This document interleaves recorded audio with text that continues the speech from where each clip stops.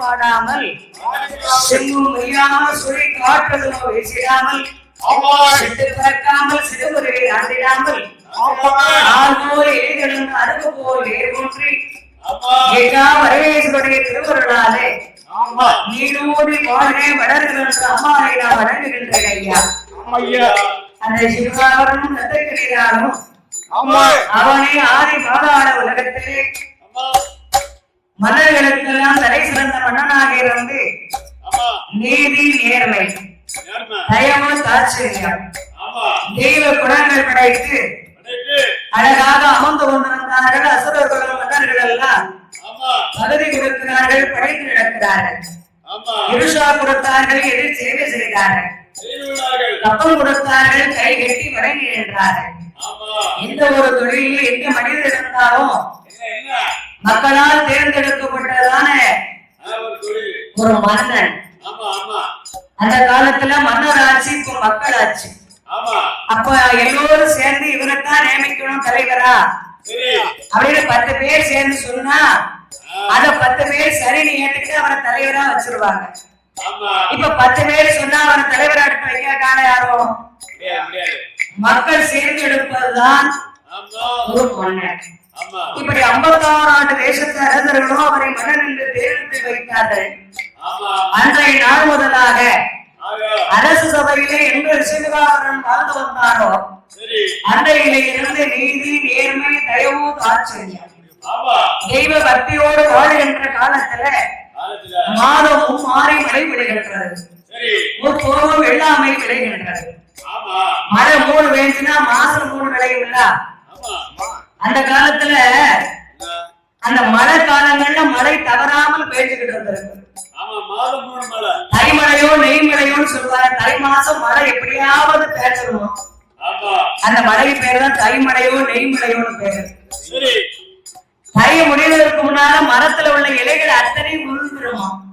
இந்த மரங்கள் தடைவதற்காக வேண்டி மாசி மாசம் ஒரு மழை பெய்யுமா. அது மரம் தடைய பெய்யக்கூடிய மழை மாசி மழை அப்படின்னு பேரு. இதுக்கு அப்புறமா எப்போ மழை பெய்யும்? ஆடி அடசார ஆவணி முச்சாரன்ற ஆடி மாசம் மழை பெய்யுமா. அந்த காலத்துல அரிசிய நெல்ல வச்சு காய போட்டு குத்தி அரிசிய தயாரா வச்சுக்கிடுவாங்க. ஏன்னா 3 மாசம் மழை விடாம பெய்யுமா. ஆடி ஆனி ஆடி ஆவணி 3 மாசத்துக்கு சேகரித்து விரவில் இருந்து இப்ப நம்ம சிலிண்டர் அடுப்பு வச்சிருக்கோம். அப்ப அடுப்பு 10 வச்சாதான் சோறு பொங்கலாம். மழை பகுதியில அப்படியா அப்படியே காட்சிகளும் பார்க்கணும். நம்ம இதுக்கு கிழக்குத்தி மலை, நீங்க சொல்றது மேற்குத்தி மலை நம்ம சொல்றது அப்படியா. அந்த காலத்துல அப்படி பெய்திருக்க தவறாத மழை பெய்திருக்கு. நல்லோருக்கு பெய்யும் மழை எல்லோருக்கும் சொல்லியிருக்காங்க இல்லையா. ஒரு நாட்டுல மழை பெய்ஞ்சா ஒரு நாட்டுல குளிர்ந்து இருக்கும், ஒரு நாட்டுல மழை பெய்ஞ்சா ஒரு நாட்டுல குளிர்ந்து இருக்கும்.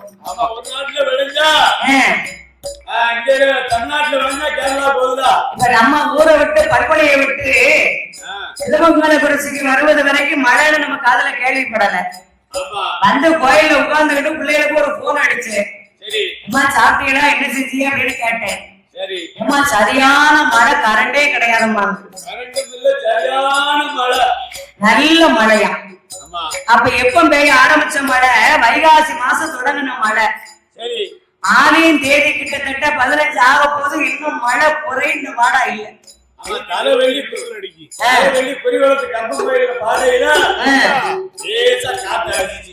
காத்து மாத்திரம் அடிச்சிச்சு. அன்னைக்கு ஆரம்பிச்ச மழை இன்னும் விடுவதா தெரியல. 40 நாளா மழை பெய்துகிட்டு இருக்கு. இப்படி பெய்கிற இடத்துல நம்ம அந்த காலத்த மாதிரி வெறும் வருஷத்துல சாப்பாடு வாங்கி சாப்பிட முடியுமானே? முடியாது முடியாது. அதனால மன்னருடைய காலத்திலே மாதம் 3 மழை பொழியே 30 வெள்ளாம விளைய இழந்த இடத்துல 10 ரூபாய் கேட்டா 20 ரூபாய் உணவு கொடுப்பாங்க. பதவி கொடுத்தாங்க, படிந்து நடந்தாங்க, இருசா கொடுத்தாங்க, எதிர் சேவை செய்தாங்க, அப்பம் கொடுத்தார்கள், மன்னனிடம் கை கட்டி நின்றார்கள், கொண்டு வர சொல்லுவாங்க. அதனாலே அவனை 56 தேசத்து ராஜாக்கள் எல்லாம் இப்படி எத்தனை வருடம்? 12 வருஷம் ஒரு வேளாவட்டம். அவருக்கு ஏகபோகமான செல்வாக்கள் நிறைந்திருந்த போதும் 12 வருட காலமும் ரிஷிபாவனுக்கும் ரத்தக்கண்ணிக்கும் குழந்தைகள் இல்லை. மன்னனுக்கும் மன்னனாக இருந்தாலும் நாமனுக்கும் மகிமை கிடையாது. ராஜாவுக்கு ராஜனாக இருந்தாலும் இந்த நாட்டில் நமக்கு மதிப்பு கிடையாது. ஏன் மதிப்பு இல்லை? இன்னாருடைய குழந்தை இன்னாரு, இன்னாருடைய பேரை இன்னாருடைய பூட்டு அவையே சொல்லணும்னா என்ன இருக்கணும்? குடும்பத்துல குழந்தை இருக்கணும். ஒரு குலத்துக்கு வாரிசு தோன்றாதல் இருந்துதானா அக்குலம் அத்தோடு நின்று போகும். அதான் சொல்லியிருக்கான், வாழையடி வாழையா வாரிசு பிறக்கணும்னு சொல்லியிருக்காங்க இல்லையா? இந்த கொடையை எங்க கூட்டையை கொடுத்தாரு, அப்புறம் எங்க தாத்தா கொடுத்தாரு, அப்புறம் எங்க அப்பா கொடுத்தாரு, இப்ப நாங்க கொடுத்து போய் எங்களுக்கு பின்னால எங்க பிள்ளைகளுக்கு கொடுக்க போதும்பாங்க. ஓட்டை ஒப்பாட்ட வரைக்கும் உலகத்துல உறவு இருந்துகிட்டே இருக்கணும், உறவு இருந்துகிட்டே இருக்கணும், உறவு இல்லைன்னு போகக்கூடாது. நம்ம கோயில்ல ஆரம்பிச்சு கிட்டத்தட்ட ஒரு 8-9 தலைமுறை இருக்கும். சரி, ஆமா, உங்க கோயில் கூட ஆரம்பிச்சு 9வது தலைமுறை நடந்துட்டு இருக்கு. அப்ப இப்படி சொல்லணும்னா ஒரு பையன் வேணும்ல, ஒரு ஆம்பளை பிள்ளை. அதனால நம்ம இவ்வளவுதான் செஞ்சரிப்பாக வாழ்ந்தாலும் இந்த நாட்டை சிறப்பாக ஆள்வதற்கு ஒரு குழந்தை வேண்டும் என்று விஷ்ணுவாவனும் ரத்தக்கண்ணியான வெற்றியானும் இருவேறும் குழந்தைக்காக வேண்டி பாதாள உலகத்தை விட்டு ஈசன் பகவானருக்கும் பாதாள தொண்டுக்கு வருகிறார்கள். அந்த பாதாள தொண்டிலே வந்து பகவானை வேண்டி இருவேறும் உறக்கமல்லாமல் அன்ன ஆதாரம் அல்லாமல் அழகரா சிவசிவா என்ற ஆண்டவரையே வேண்டி தவம் இருக்கிறார்கள். என்ன இறைவனே வேண்டி தவம் இருக்கின்ற பொழுது இவருடைய தவ மகிமை இவர்களுக்கும் முன்பதாக மூவாசி விருக்கப்பட்டவர் வண்டமலையிலே வண்டுமுகாரசி தவம் இருந்து வருகின்றார். இவர் தவம் நிறைவேறியனால் முன்னாடி இவர்தானே சிவன், அவர்தானே விஷ்ணு, அவர்தானே பிரம்மா. ஆகையால் அவருடைய தவத்தை குறைக்க வேண்டும் என்று சொல்லி கைலாசபதியிலே மும்மூர்த்திகளும் ஒன்று கொடுக்கிறார்கள். மும்மூர்த்தினா யாருன்னு? பிரம்மா, சிவன், விஷ்ணு. இவங்க 3 பேர் தான் கைலாசத்துல படைக்கும் தொழில், காக்கும் தொழில், நாமளை எடுக்கக்கூடிய தொழில். படைப்பதும் அவர்தான், எடுப்பதும் அவர்தான். நம்மளை படைப்பது பிரம்மன், நம்மளுக்கு உயிர் ஊட்டுவது சிவபெருமான், நம்மளை காத்து ரட்சிப்பது ஸ்ரீமன் நாராயணமூர்த்தி. இவர்கள் 3 பேர்களும் ஒன்றாக கூடி பிரம்மன் ஒரு அழகான ஆண் குழந்தையை உருப்படைத்தார். சிவபெருமானும் அந்த குழந்தைக்கு உயிர் கொடுத்தார். என் பெருமான் இருக்கிறங்களால் ஏந்தி அத்தான் சிவபெருமான் கையிலே குழந்தையை கொடுத்தார். அத்தான் இந்த கைலாச மலையிலே நின்று பூர்வத்திலே தவம் செய்கின்றாரே வண்டுமுகாரிசி. அவர் தவம் தலைய வேண்டும் என்று அசதி வாக்கு சொல்லி ஆலயத்திலே நின்று இந்த குழந்தையை பூமிக்கு நீ எரிய வேண்டும் என்று சொன்னார். ஆண்டவன் பகவான் ஆசைகள் கூறி அந்த குழந்தையை காலை பிடித்து கரகரவென்று சுற்றி, ஏ குழந்தாய், வண்டுமலையிலே தவம் செய்யும் வண்டுமுகாரசனுடைய தரத்தை நீ போய் கலைத்து வருவாயடா பாலகா அப்படின்னு அசதி சொல்லி ஆலயத்திலே நின்று ஆண்டவன் அந்த குழந்தையை பூமி நோக்கி எறிகின்றார். அந்த குழந்தை எங்கே வந்து விடுகிறது? வண்டமுகாரிசி மடியில வந்து பொத்து உள்ள விழுது. சும்மா விழுந்துச்சு, அந்த குரல் ஓசையோடு வந்து மடியிலே விழுந்தது. குழந்தையுடைய சத்தத்தை கேட்டார் வண்டமுகாரிசி. கண்ணை உடைத்து பார்த்தார். ஆகா, இறைவனுடைய நாமத்தை அடைய வேண்டும் அல்லவா நாம தவம் வந்தோம். பொடிப்பைய நம்ம தவத்தை கலைக்கு வந்து குழந்தை என்று அந்த குழந்தையை மறுபடியும் கணக்கு நேரப்பட்டு வைத்தார். யாரால் படைக்கப்பட்டு யாருடைய சூழ்ச்சி ஏவலியான தவத்தை கிளைக்க வந்து வந்தாயோ நாளை ஒரு காலத்துல அவருக்கு நேர் விரோதியாக வளர்ந்து ஒரு உடலெல்லாம் எரி கிடவது என்று சாபம் கொடுத்து குழந்தையை வீசியிருந்தார் அவர் எரிந்த பிள்ளை எங்கே வருகிறது நாமெல்லாம் சுமக்கிறானே தாய் பூமாதேவி அம்மா கையில உள்ள வச்சு கிடைக்கும் மதலையதை கிடைத்து ஓடும் மாயாசக்தி பூமாதேவி அம்மா பாதாள துணியை உனக்கு மத்திய தினத்திலிருந்து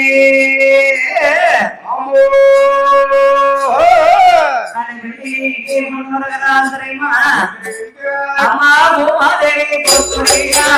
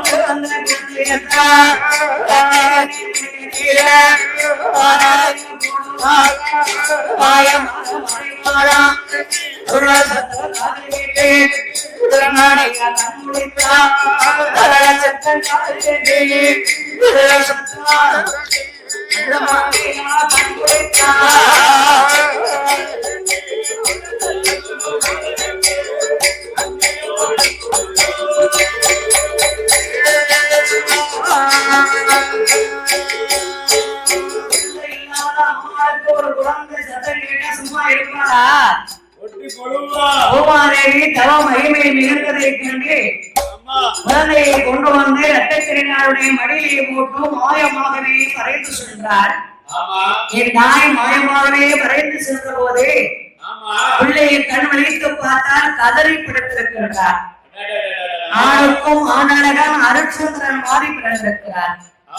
சிகப்பழகன் சித்தூருக்கு கொட்டழகன் வங்கி தலை அழகோடு வாடாமலை நிறத்தோடு குழந்த வாழைப்பழம் போல வலு வலு வலு வலு வலு செவேன்னு பிள்ளைய பார்த்தா அள்ளி அரவணைத்தா ஆசா பாசம் கொண்டா கணவனையும் அழைத்துக் கொண்டு அவ பாலான உலகத்திற்கு போகும் என்று வருகின்றார். பிள்ளையை எப்படியே அள்ளி அரவணைக்கு வந்தா மகன் பிறந்த மகத்துவத்தினால அவரிட 56 தேசத்து ராஜாக்களும் அரசு சபைக்கு அடியடியாக வருகிறார்கள்.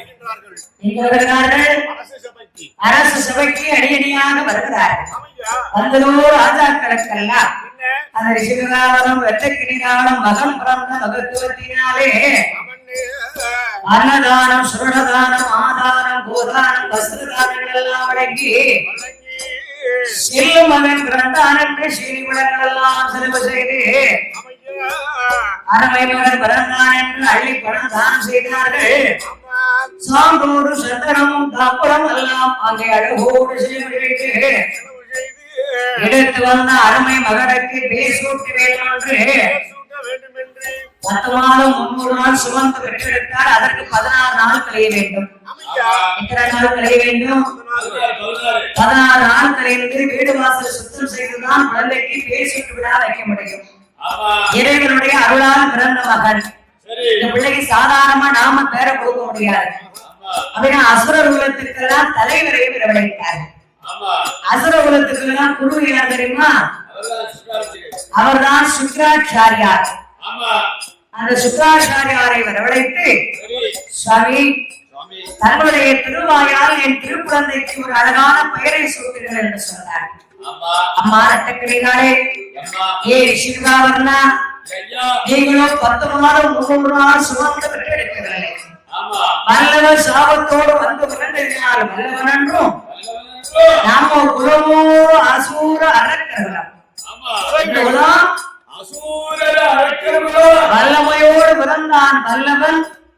அசுரகுலத்திலே வந்து அவதாரம் செய்திருந்தால் அரக்கன் என்றும் அந்த இரண்டையும் இணைத்து வல்ல அரக்கன் என்று பேர் கொடுத்தார்கள். பேர் கொடுத்த வல்லரக்கிலே எப்படி வளர்த்து வருகிறார்கள் தெரியுமா?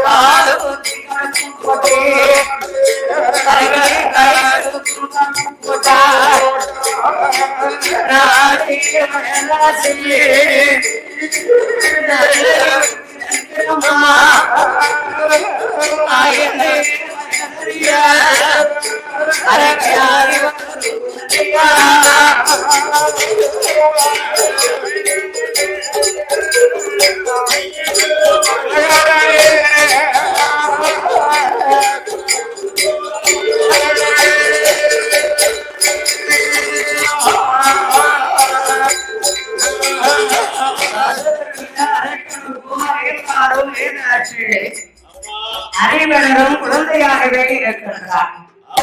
அவரை அறிவு வெளிப்புறத்திலே கொண்டு சேர்க்க வேண்டும் என்று புரட்டாசி மாத்தைகளே சரஸ்வதி பூஜைகளுக்கு விஜயத்தை செய்கின்றோம். விஜயம் என்றாலே வெற்றி என்று பொருள். அந்த விஜய நிலைமையிலே அரக்கனை அறிவு குலத்திலே கொண்டு சேர்த்தார்கள்.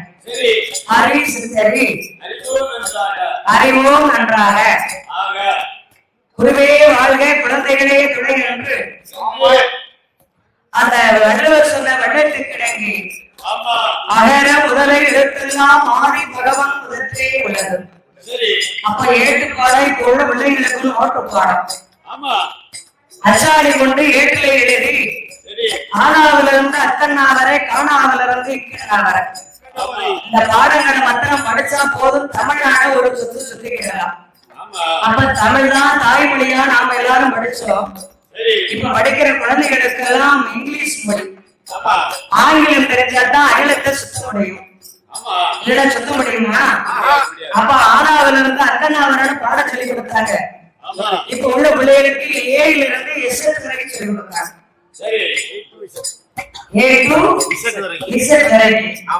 இது தெரிஞ்சாதான் இப்ப வசதியே செல் டச்சு செல் மேல இருந்து கீழே தடவை கீழே இருந்து மேல தடவை இதுல படிக்கலன்னா அதுல தடக முடியுமா தம்பி?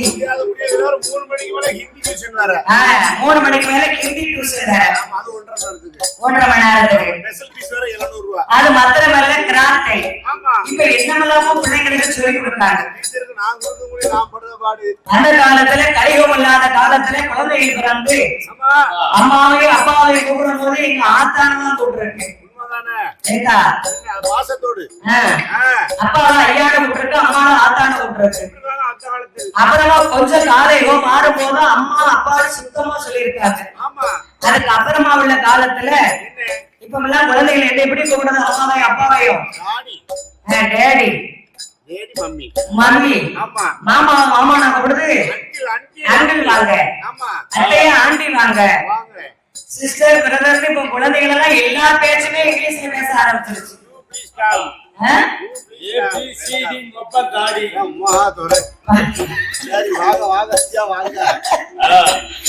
அப்பா அப்பா தாடி நீளமா வச்சிருந்தாரா, அதனால வாத்தியார் உனக்கு என்னப்பா சொல்லி கொடுத்தாரு பள்ளிக்கூடத்துல? அவன் ABCD இருக்கா, வேற என்னையும் சொல்லி கொடுத்தாரு அவரு. அவன் சொல்லியிருக்கோம் அப்பே தாடி இருந்தான். அந்த படம் நல்லதானே இருக்கு. அப்ப அதே போலே அசுரபுரத்திலே பிறந்த மகன் வல்லமையோடு வாழ வேண்டும் என்றான். கலைக்காணியம் எல்லாம் பிள்ளை படிக்க வேண்டும். ஆய பல கலைகள் அத்தனையுமே அசுரபுர அரக்கிழக்கு கற்றுக் கொடுத்தார்கள். ஆய பல கலைகள் எல்லாம் கற்றுக் கொடுத்த அசுரபுர யானை ஏற்று குதிரை ஏற்று அனுபவித்து சேமத்துறை முன்னுறணும் பிரிக்கிறனும்